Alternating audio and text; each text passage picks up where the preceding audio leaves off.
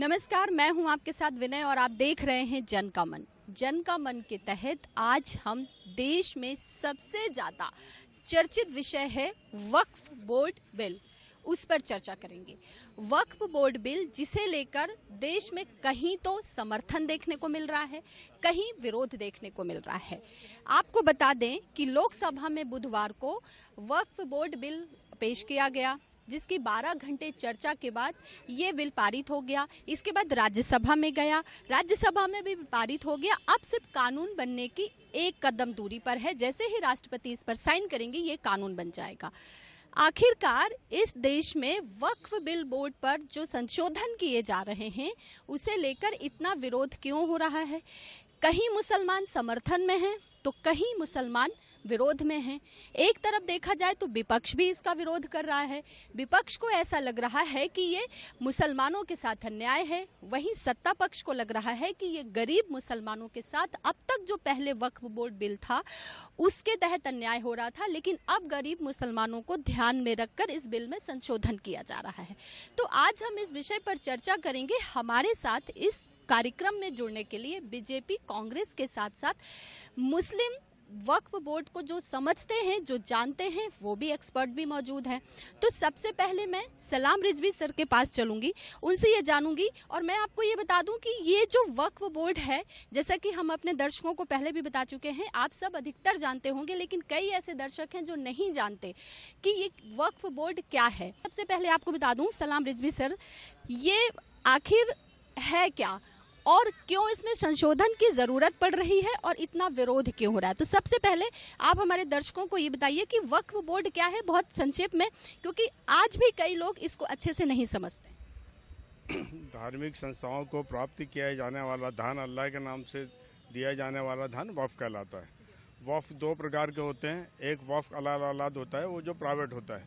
दूसरा सामाजिक वक्फ होता है, जो सभी समाज के लोगों द्वारा दिया जाता है। उसमें भी दो प्रकार के होते हैं। एक तो समाज के लोग जो वक्फ करते हैं वो वक्फ हो गया। दूसरा शासन भी देता है, जैसे कब्रिस्तान वगैरह जो है, मस्जिद के लिए जगह, मदरसों के लिए जगह शासन द्वारा दी जाती है। तो ऐसा करके वक्फ के प्रॉपर्टियों के स्रोत अलग अलग हैं। अब सवाल पैदा होता है कि ये जो संपत्तियाँ किसकी होती है। तो यह एक वक्फ बोर्ड बनाया शासन ने, 1954 में एक नियम आया। उसके पहले मंदिर मस्जिद सबका एक ट्रस्ट हुआ करता था। 1954 में कानून बना वक्फ बोर्ड का। वक्फ बोर्ड के अंदर में ये सारी संपत्तियां जो है, वक्फ की गई संपत्तियां बोर्ड के अंदर में आने लगी। बोर्ड काम करने लगा। समय समय पर इसमें संशोधन हुए हैं। 1995 में एक संशोधन हुआ, 2013 में संशोधन हुआ, उसके बाद अभी तीसरा संशोधन हुआ। कुल मिला के जो सत्ता पक्ष के 14 प्रस्तावों को इन्होंने स्वीकार करके उनको हटा दिया, जो विवादास्पद थे उसको, और 5 प्रस्ताव जो विपक्ष ने दिया था उसको नहीं माना गया। मेरा ये कहना है कि अगर कहीं हम न्याय करने बैठते हैं तो दोनों पक्षों को साथ में लेकर चलना चाहिए। 5 पक्ष, जब आप 14 पक्ष किसी के स्वीकार रहे तो 5 उनके भी अमिटमेंट को स्वीकारना चाहिए था। और इन सब के सर्वे के पश्चात यदि संपत्ति सही होती है, जिसने वक्फ किया उसके नाम की होती, तभी वक्फ में चढ़ता है। लेकिन कुछ लोग इसको बदनाम कर दिए हैं कि एयरपोर्ट को बता देते हैं, कुंभ की ज़मीन को वक्फ की बता देते हैं करके। ऐसे लोगों के ऊपर कार्रवाई होनी चाहिए, जेल जाना चाहिए। भारतीय जनता पार्टी का शासन देश के आधे राज्यों में है। उनके वक्फ बोर्ड के अध्यक्ष बैठे हैं, वही किसी भी प्रॉपर्टी को वक्फ का बता देते हैं। उसके बाद में हल्ला मचाते हैं कि ये कुंभ की भूमि वक्फ की है। बाद में उनके मुख्यमंत्री आके ये बोलते हैं देखो इन्होंने वक्फ की कुंभ भूमि कर इस तरीके से बदनाम कर दी है, जबकि ऐसा कुछ होता नहीं। सर्वे पश्चात जो नोटिफिकेशन होता है वही संपत्ति वक्फ की कहलाती है। और अभी जो नया कानून में ये जो राजस्व में बहुत सी संपत्ति है राजस्व में नहीं चढ़ी है, उसका प्रावधान नहीं रखा गया है कि राजस्व में चढ़ाने का भी उनको मौका देना चाहिए। अभी सलाम सर ने कहा कि आप बहुत सारे राज्यों में बीजेपी की सरकार है और वहाँ पर वक्फ पे बीजेपी के ही लोग हैं, तो वो कई सारी संपत्तियों की वक्फ की बताकर बता देते हैं कि वक्फ की है। इस पर आप क्या कहेंगे? देखिए, कोई बेवजह किसी की संपत्ति को कहीं भी नहीं बता सकता। वक्फ एक बोर्ड है, सरकारी बोर्ड है। उसमें जिसके राज्य में जिस पार्टी की सरकार थी उसके ही वहाँ पर मेंबर बनते हैं और उसी में से एक चेयरमैन चुना जाता है। वो उसकी निगरानी करता है जितनी वक्फ की संपत्ति घोषित है। अभी अघोषित संपत्तियों में से जिसमें खासतौर पर कागज़ अवेलेबल नहीं है, जिसके लिए माननीय मोदी जी ने इसमें कानून लाया कि उसका डिजिटल करेंगे। उसके साथ साथ महिलाओं के लिए जो है प्रावधान जो पहले बताया जाता था कि है करके, लेकिन आज भी बताइए अगर महिलाओं के लिए प्रावधान था तो एक भी महिलाओं को 1954 में जब ये बोर्ड आया उसके बाद से आज तक एक भी महिलाओं के सदस्य को नहीं बनाया गया। तो आज ये प्रावधान माननीय मोदी जी ने लाया है और 2 महिला सदस्य भी इसमें मातृ शक्तियाँ उसमें जुड़ेंगी और उसमें अपने समाज का वो प्रतिनिधित्व करेंगे। ये अपने आप में बड़ी उपलब्धि। कलेक्टर ये कहा जा रहा है कि 95 में जो बदलाव हुए थे उसमें ये पहले से था कि 2 महिलाएं उसमें सदस्य हो सकती हैं, फिर इसमें नया क्या है? देखिए वही तो मैं बताया कि अगर महिला हो सकती थी वो कानून है का, अगर होता तो किसी भी सरकार, चाहे वो आज तो ठीक है आज भाजपा सरकार है, भाजपा सरकार भी इसको कहीं ना कहीं लाती। पे इन्होंने जब जेपीसी बनाई जो 14 बिंदु हमने मान लिए, लेकिन विपक्ष के 5 बिंदु नहीं माने। भाई साहब 1 करोड़ लोगों के सुझाव आए थे और जेपीसी बनाकर आपके भी सुझाव लिए गए। इसके पहले 1995, 1962, 1964 और 1954 इसमें जितनी भी बार अमेंडमेंट हुए, कितने आप लोगों ने जेपीसी बनाकर आपने कल तो सुन लिया या सर्वे करवा लिया या लोगों से राय ले ली। जो संपत्तियों किराया आज 5,000 रुपए से लेकर 1 लाख रुपए तक आना चाहिए, उसका किराया मुश्किल से 50 रुपए से लेकर 2,000 तक भी नहीं आता है। तो उसको लगाम लगाने के लिए, उसको हटाने के लिए वक्त भी काम कर रहा था, लेकिन उतने कठोर कानून नहीं थे कि उसको हटा सके। वक्त से अपील करता ट्रिब्यूनल से अपील। आप कह रहे हैं कि अब तक जो पहले कानून था उसमें बहुत ज्यादा कुछ नहीं था, अब जो आप लोग कानून ला रहे हैं उसमें अब जो भी है क्लियर सारी स्थिति है। सर आप कुछ कह रहे थे गुलाम? मैं ये बोलना चाह रहा था वक्फ बोर्ड का मामला ऐसा है कि वक्फ होता क्या, ये समझने की बातें हैं और ये भी समझना होगा कि आज तक जैसे अब विपक्षी पार्टी बोल रहे वक्फ बोर्ड के मतलब अमेंडमेंट की ज़रूरत नहीं थी। अगर अमेंडमेंट की ज़रूरत नहीं थी तो मुझे इतना बता दें, जो वक्फ हुआ है आज तक, जिस उद्देश्य से जिन लोगों ने किया है या जिनके लिए किया है, जिनका हक था, क्या उनको मिला है?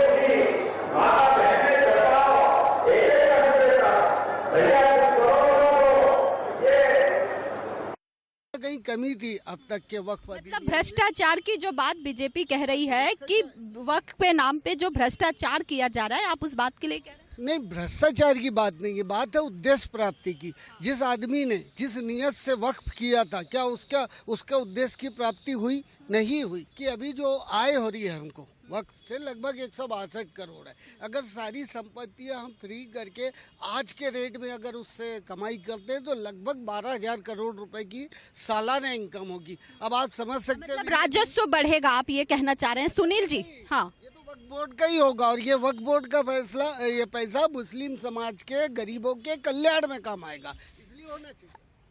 आपकी पार्टी कह रही है कि गरीब मुसलमानों के हित में हम फैसला कर रहे हैं, विपक्ष कह रहा है कि आप गरीबों का नहीं, आप अपने कुछ चंद लोगों के लिए काम कर रहे हैं। सुनील जी, देखिए, सबसे पहली बात तो ये है, समझना ये पड़ेगा कि वक्फ जो है, वक्फ कोई यदि दान दे रहा है, जिसको हम लोग दान कहते हैं, वो मुस्लिम समाज जो है वो अल्लाह के नाम पर करता है।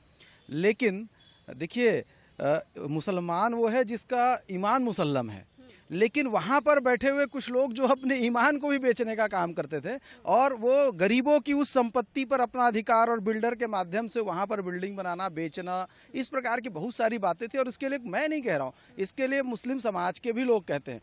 देखिए, हम जानते हैं कि देश में डिफेंस और रेलवे के बाद सबसे ज़्यादा संपत्ति जो है वो वक्फ के पास है और उसमें बहुत सारे विवाद भी होंगे। विषय वो नहीं है, विषय ये है कि जिस समाज के लिए ये चीज़ें काम आनी चाहिए थी, क्या उनके लिए वो काम आई? क्या नहीं आई?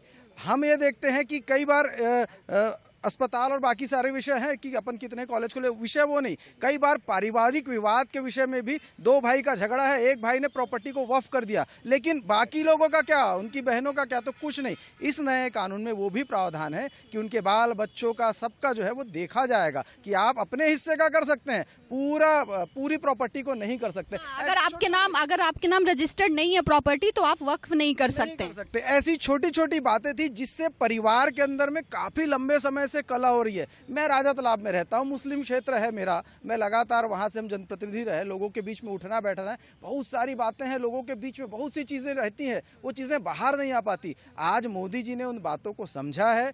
मेरे साथ एडवोकेट हैं सर, आप एक तरीके से आप मुस्लिम समाज का प्रतिनिधित्व भी करते हैं।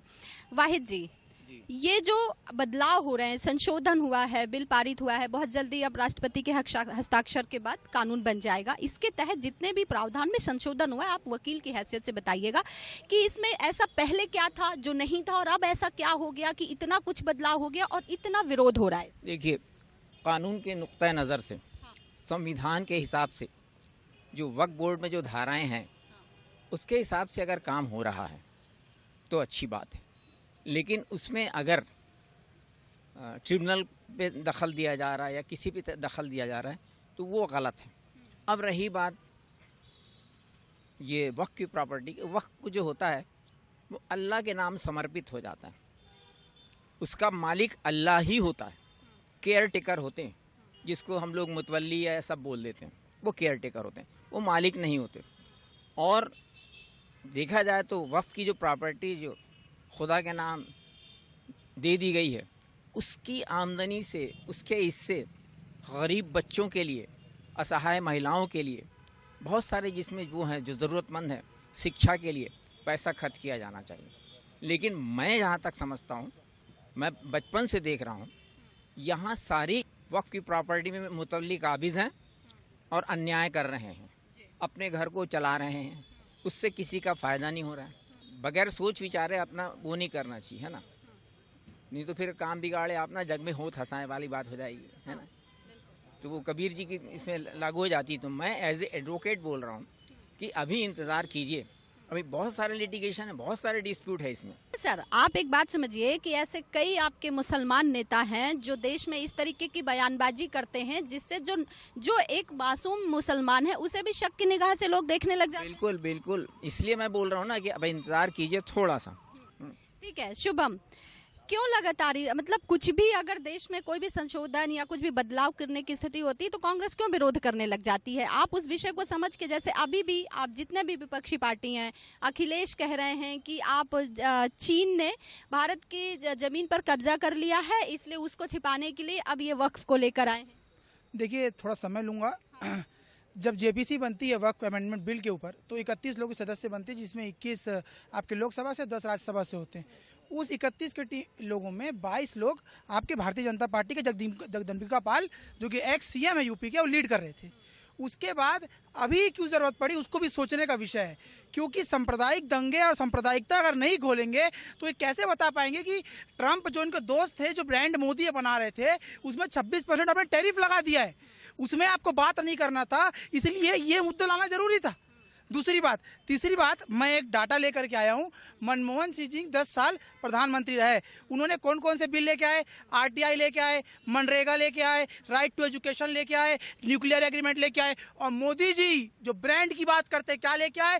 सीए दंगे, यूएपीए एक्ट दंगे, फार्म्स लॉ दंगे, आर्टिकल 370 दंगे, ट्रिपल तलाक के नाम पर राजनीतिक रोटी से की, इलेक्टोरल बॉन्ड एक्ट, उसके बाद अभी वक्फ अमेंडमेंट बिल लेके आए। इसमें आप कहाँ बात करते हैं कि या आप हिंदू, मुसलमान और सिख और ईसाई, ऐसा देश नहीं था हमारा। ये मुगल का नाम लेते हैं, जो दंगे मुगलों ने कराए वो आज भारतीय जनता पार्टी कराने के लिए आतुर है। मुझे ये बताइए, आपसे मैं जानना चाहती हूँ कि क्या इससे पहले कांग्रेस की इतने साल सरकार थी तो आपने नहीं हाँ मैं सुन लूँ, पहले सेक लेते। ये बोल रहे हैं भारतीय जनता पार्टी कह रही है। करने वाले जाफर शरीफ साहब जो इनके पूर्व मंत्री रहे, किस मुंह से बात करते हैं? इनके पूरे जितने नेता थे वक्त की संपत्ति में आज भी कब्जा करके बैठे हैं या उनको संरक्षण देके बैठे हैं? किस मुंह से बात करते हैं? आप बात करते हैं सीए। अरे सीए लाके हमने बताया, दंगे कहाँ हुए? जरा बता दीजिए, दंगे कहाँ हुए? 370 लाया, कौन से दंगे हुए? ट्रिपल तलाक लगाया, कौन से दंगे हुए? विकास हुआ, ट्रिपल तलाक लगाया, तो आज ये स्थिति है कि तलाक का प्रतिशत कम हो गया और जो उनका उत्थान हुआ महिलाओं का, मातृ शक्तियों का, हमारी बहनों का, ये काम किया है। आपको तो सिर्फ विरोध में सिर्फ मोदी जी दिखता है, उसके अलावा कुछ नहीं दिखता।